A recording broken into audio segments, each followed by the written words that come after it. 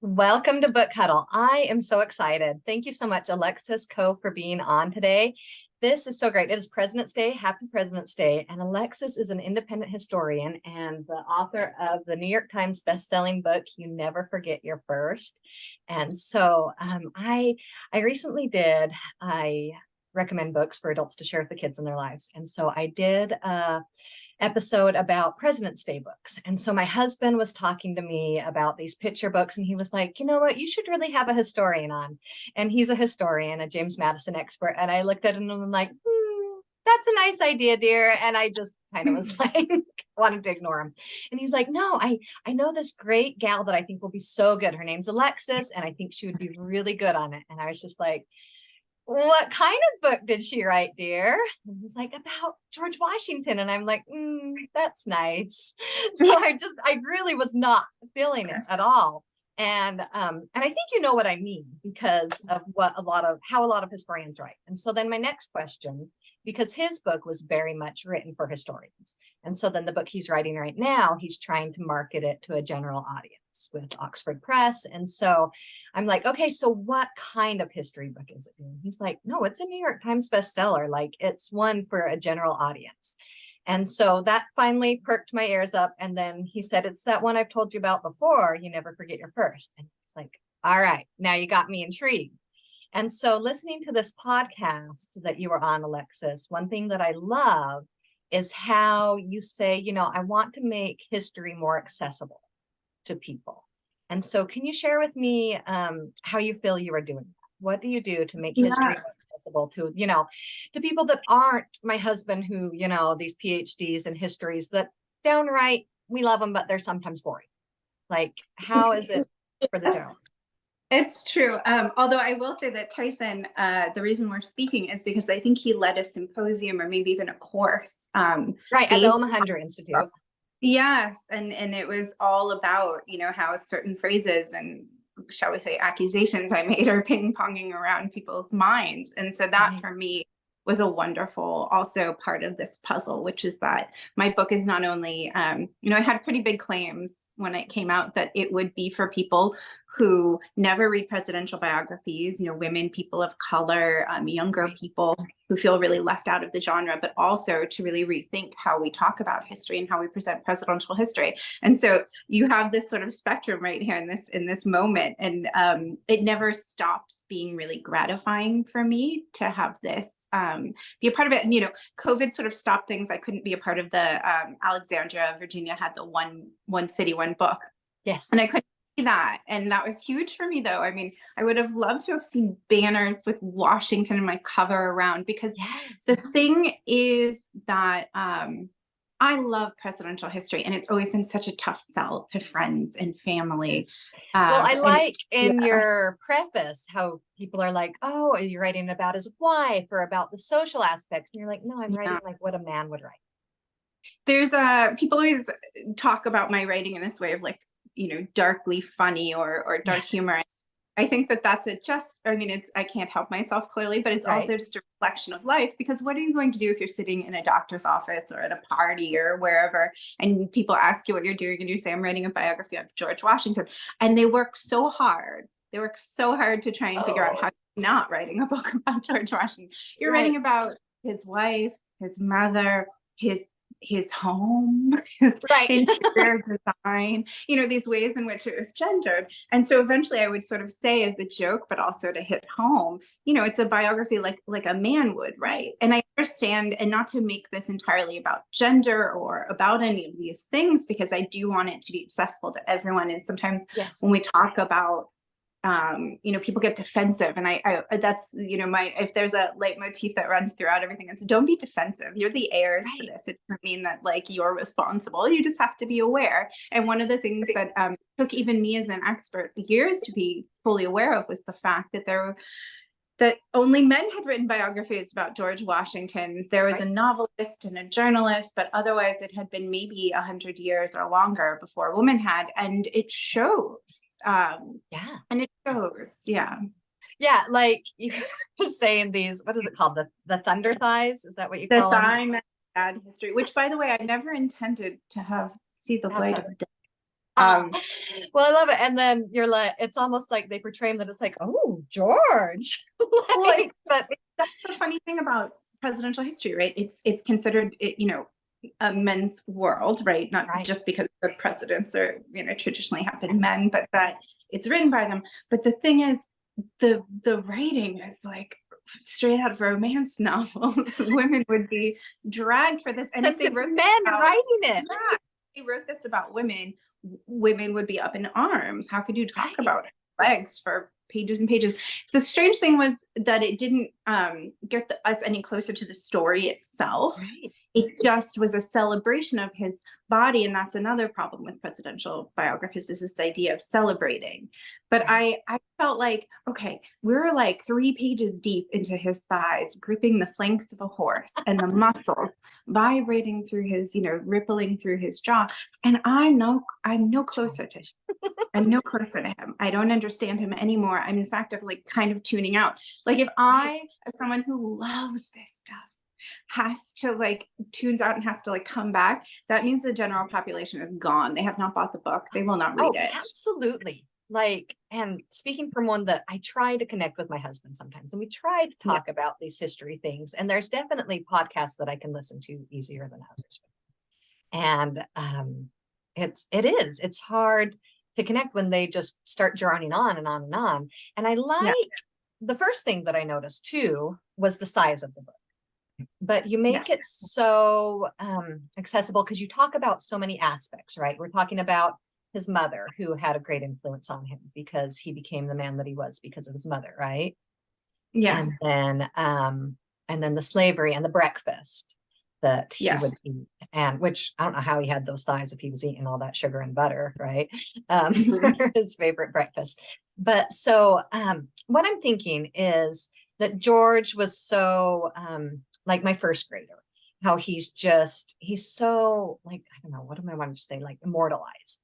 That didn't you mention that in this podcast that when you'd research other presidents and you could find differences in their biographies, right? But there wasn't previous to this, and then that other book that came out. I mean, and that's a problem with early America that maybe you're also familiar with. There's if it's typecasting, there's one kind of person, Right. If it's sort of like if American history, has one fan, it's someone who probably grew up in Virginia, or the environs. And, I don't fit into that at all. I'm a native Californian, so I studied the history of the gold rush. But, the way that I would prepare I am a presidential historian, I can speak to any of them, but, I have to do research. And when I was working on a podcast called Presidents Are People Too for Audible, I would often read 3 to 4 biographies in conversation if it wasn't a president who I was familiar with, or if I was just, like casting the net for ideas. And that was fail proof, except for George. Yeah, it failed just completely. I emerged feeling like, I don't understand. Did they have to follow like an outline? Why? How are they so uniform? How is there just nothing except celebratory and like this defensiveness? Right. Well, that he's just on this pedestal and don't you dare take him down from it, right? Yeah, we go to Mount Vernon and we fully recognize the slavery issue. And and I think the other thing that was really difficult for me is that when I, as a historian, of course, and I have a huge benefit here. I mean, I'm the recipient of the heir of the Library of Congress. And so the papers, the Madison papers, the Washington papers, all these great papers worked in unison with the Library of Congress to create this amazing, accessible to anyone at home place called Founders Online. Right. And you can go to Founders Online and you can look up almost anything, but in particular letters, and they're annotated. I mean, it's like the gift that keeps on giving. Yes. And some of these things, as I was reading these Washington essays, Chernow was he's the most famous Ron Chernow and the sort of worst offender. And I say in the book, I love his work. Okay, I love it, but like problems. And I would look up some of these things on Founders Online thinking, did Chernow get like an exclusive? I don't understand. Why is his, why is this so much more detailed than the same letter everyone else quotes? And right. And he just made it up. he just completely invented things. You know, a letter would say, my mother came to visit Uh-huh. along with my cousin and my brother and whoever. So I'm like a little bit late getting to Richmond. Right. And then all of a sudden you would read journal and be like, she came into Mount Vernon like a bat out of hell and demanded to know, you know, my plans and my bank number and like, you know, just any sort of incriminating information. You're like, what is going on here? And then I just Did kept you get looking, and this? it was like Pinocchio's nose, you know, it kept growing. And the thing that really got me, for parents and for young readers that out there is the reason she was, you know, Mary Washington, Washington's mother, was often criticized. She was called illiterate by Chernow, and it was because she was not well educated, but she was certainly not illiterate, and he knows that because we Right. have letters in her hand in her archives, and Hello? Washington at Mount Vernon has, Right. you know, her Bibles that are annotated, and people would talk about, you know, heirs, grandkids. They would talk about ways in which Washington had, you know, Mary Washington had sort of passed down this legacy of piousness through these narratives from the Bible, and they would all quote the same ones. They would talk about it, and they would talk about how she would read or write to them about it. There was so much evidence that you really had to like willfully turn away in order to ignore it, and that was my concern. Is we were getting a really biased narrative, and indeed we were. And so I felt like, oh God, I'm going to have to write a book about George Washington. And I knew that my agent would say what many people say, which is like, why do we need another book on George Right. Washington? There's The tons. woman angle is actually not enough. And so that was the subject of the first book. And you know, So then I the said, line.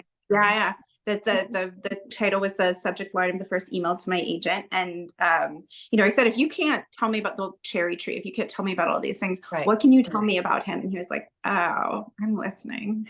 Yes. And that's what I'm feeling like. Because so the audience here, we've got parents, teachers, librarians, you know, because people with kids in their lives.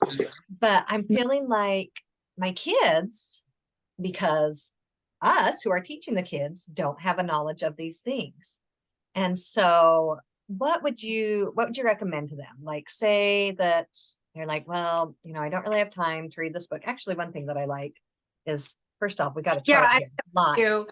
And then I think so. Here's my thing. I'm currently reading Moby Dick. I'm rereading Moby Dick, if you will, if I remember anything from college. I don't know if I can really claim a reread. And it occurs to me it's a lot like other big books I've read or small books. And I am, you know, you've named some of like my accolades, but I'm sort of humble pie here when it comes to reading.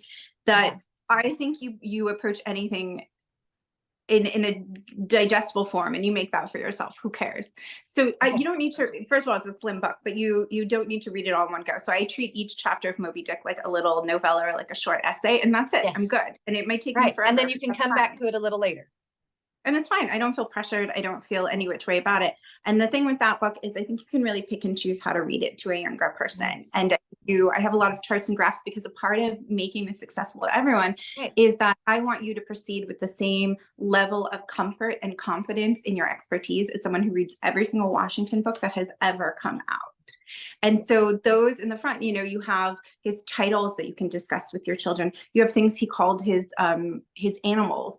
And yes, Sweet Lips or whatever. Sweet Lips, you know, and royal gift for mule.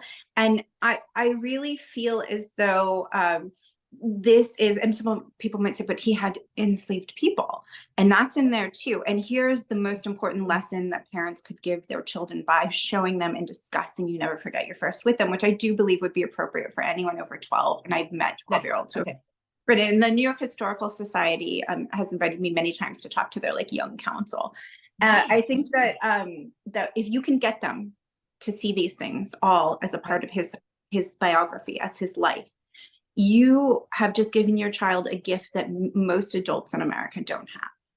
That's beautiful. Which is the gift of understanding that complexity is not a liability. And I love, okay, so I'm here near UVA, Charlottesville, because that's where my husband is at UVA. And so often there's this attitude of just overly apologizing for Thomas Jefferson having slaves. And while it's definitely a bad thing, you know what I mean, that they almost like try to forget about anything good that was No, ever we don't done, forget.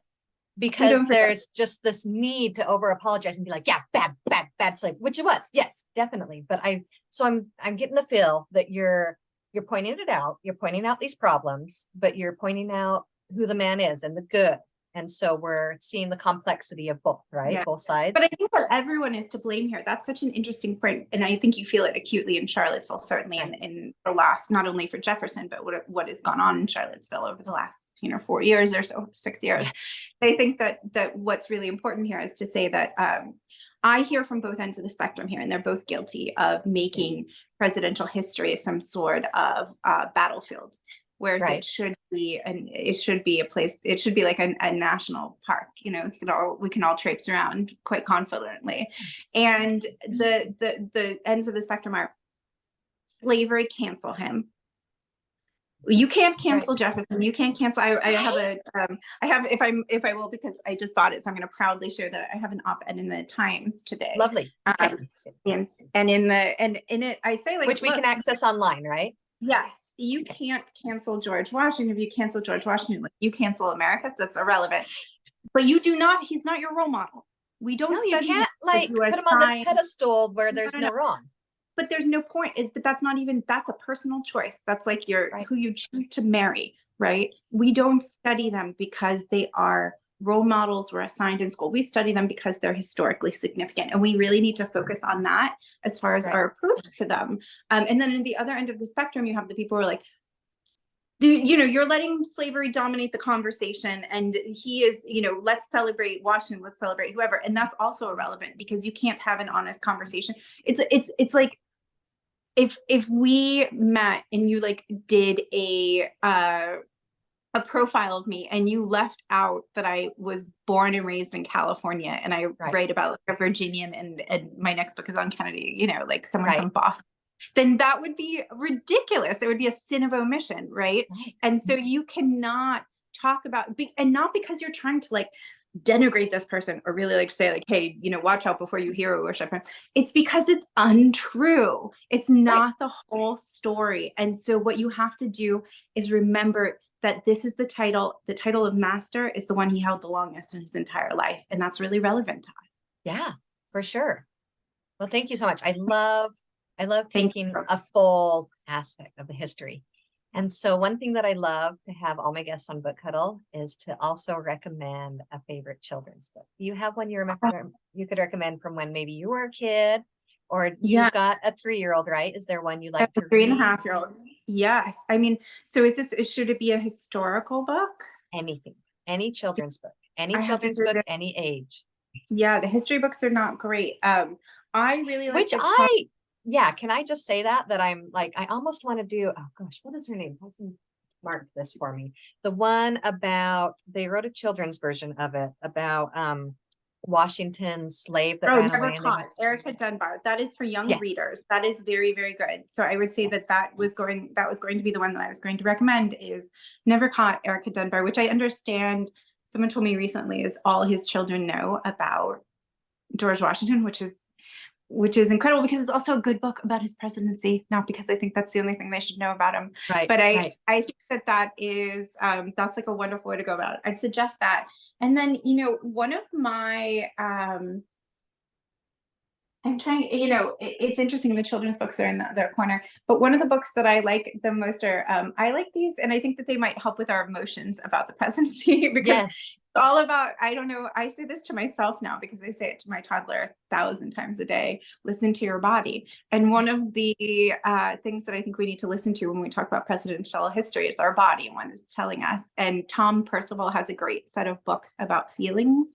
And there's Robbie's Roar, and Misha Finds a Worry, and all these books about sort of how to handle big emotions that cloud our way of seeing. Always relevant. Beautiful. I think that's definitely so important, because I don't know, when we grew up, there wasn't this emphasis placed on it. Yeah, absolutely. And so this can come alive through literature, right? And so what a wonderful thing to share about feelings. And then I like that you put that too, like, listen to your feelings when it comes to what you are studying. How does that make you feel? And that Yeah. will help so much more in our educating children about history. I remember Yeah. I used to teach sixth grade, and so I taught U.S. history in Fairfax, Virginia. And the kids, oh my gosh, they were so upset when they would hear some of these things about these presidents and what they had done. And I was just like, yeah, let's talk about, how does that make you feel? Yeah. Like with forcing the Indians to move off their land. And they were like, he could not, are you serious that a president would do that? And it's like, yeah, what does that open some conversation to? So Yes. beautiful, starting with the young kids about Yeah. feelings so that they're open and comfortable talking about it later. Absolutely. Absolutely. Well, thank you so much, Alexis. Thank you for being on with Thank us. you. Definitely check out the book. I'll put in the link below about where you can get her book, but also the podcast that she's done on Audible. And if there's any others you want me to share, just email them and I'll include that in the description of where people Okay. can find you. Well, thank you. It was a pleasure to be on. Pleasure to talk to you. Happy President's Day. Happy President's Day.